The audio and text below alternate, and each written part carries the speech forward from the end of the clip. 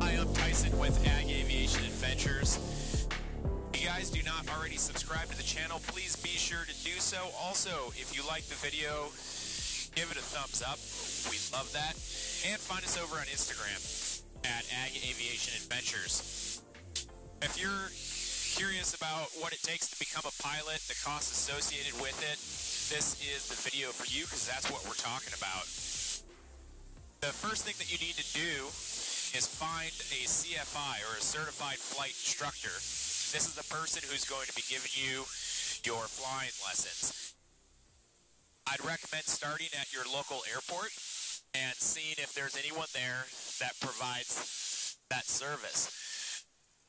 I've found that in the Midwest, a lot of times at these really small airports, there's not anyone based on the field that provides flight instruction. However, usually, if you go inside the building that they have where the bathrooms are, there's usually a business card on a bulletin board there that has someone in the area who will give flight instruction.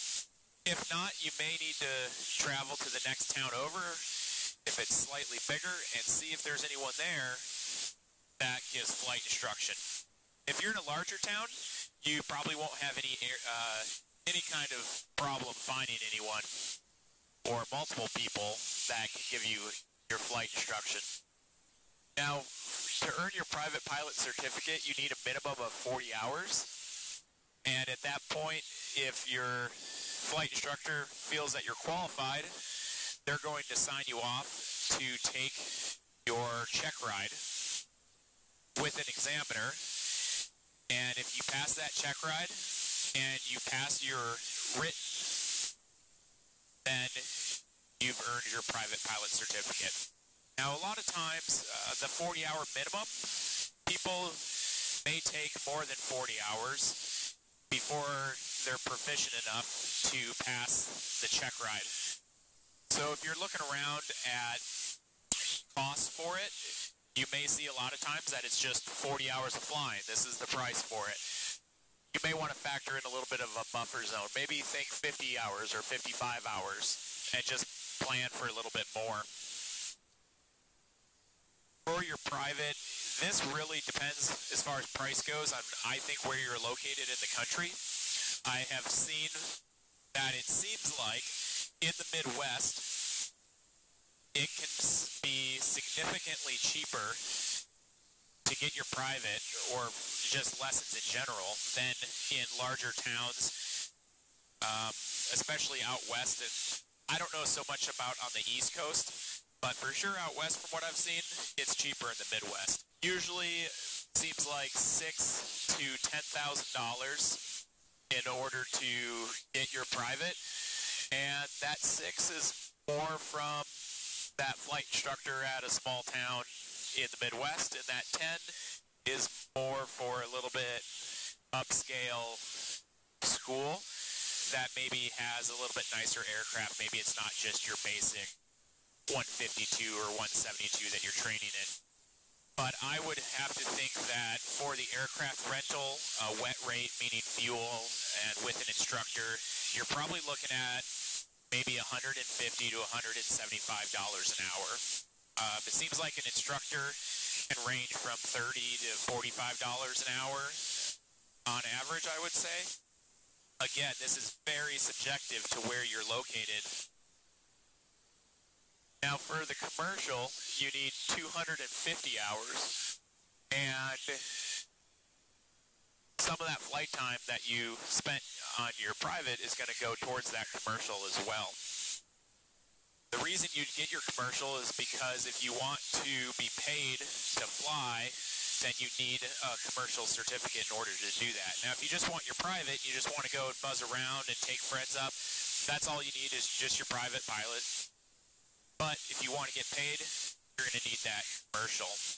For the commercial, it's probably going to be around the $30,000 to $35,000 price mark.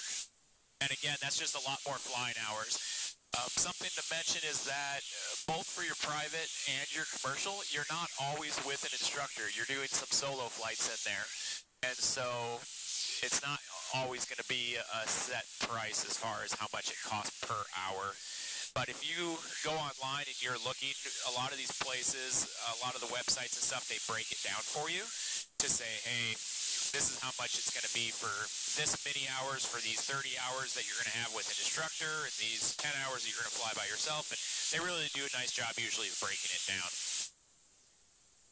Some pointers that I would give you is that if you're really looking to do this as a career, not necessarily agriculture, but if you're looking at the airlines or something like that, and maybe you're going to go to a 4-year college for it, I would personally not recommend going into a program such as flight technology, which is what I did, and earning your pilot's licenses while at a school.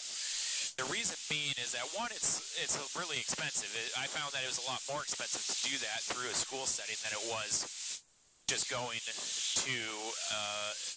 FBO and finding an instructor to give me the ratings. Also, I've found that you can really become well-rounded by having a degree in something else that's not necessarily related to aviation. Maybe it's business. However, you still have all of your ratings that you would want for whatever you'd like to do. It is worth noting that if you want to fly for the airlines, most of the time they're going to require a 4-year degree. Again, though, it doesn't have to be in aviation or related to aviation, and that's just why I would look at doing something else. If you're looking at doing something like this and you want to spray and you still would like to go to a college and get a degree, I personally recommend something like agronomy and then earning your licenses on top of that. Again, that's just going to really make you a well-rounded individual. So I think some takeaways from this is if you're looking for the pilot's license, look in smaller Midwest towns. Maybe you're going to travel. Maybe it's worth it if you're going to save a couple $1,000s. If you're going to go to a 4-year degree or a college, 2-year degree, whatever, I would personally recommend getting a degree in something that's not necessarily aviation. And there was a third one that I'm trying to think of, and I just had it, and now I can't think of it. If I come back to it, I'm now ferrying back to the airport here. It's 40 miles, so I've got some time to think about it. If I can remember, I'll throw it in at the end of the video.